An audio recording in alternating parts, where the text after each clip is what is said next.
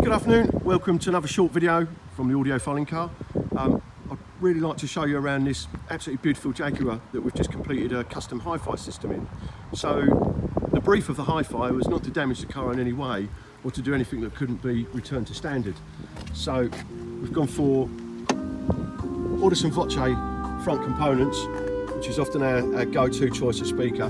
As always, we've done a huge amount of soundproofing within the door cavity to get the acoustics right. And we've fabricated this complete custom pod on the top of the dashboard. So it's made of fiberglass and MDF. We've trimmed it and then we've conolized it to match the existing leather or vinyl, whatever this material is. There's not even a hole for the speaker wire. Even the speaker wire sneakily sneaks down that little gap there.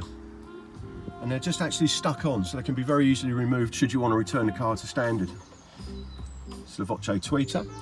We've opted for an Alpine head unit because they don't look out of place here. It's probably one of the only head units you get away with that really does look like it's meant to be there.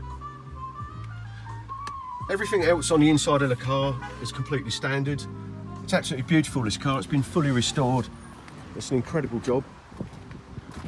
I mean, I've got an eye for detail and it really is faultless. Coming around to the back of the car, we've completely soundproofed the entire boot area. Then we've had a JL Audio TW3 10-inch slimline subwoofer. So it's a very slim custom enclosure, sealed enclosure that we've made for that. And then we've used the new JL Audio VX400i amplifier. So this is a Class D digital amplifier with an inbuilt DSP. It's actually the first one that we've used, and I've got to say, it's awesome. The user interface is fantastic. It's very easy to set up. Equalization is easy to set up, time alignment. The software is very solid, so no problems with connecting to it. When we installed it and needed an update, it's very straightforward to do.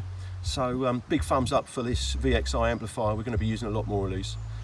We've bi-wired the system, so the Audison crossovers sit in the back there.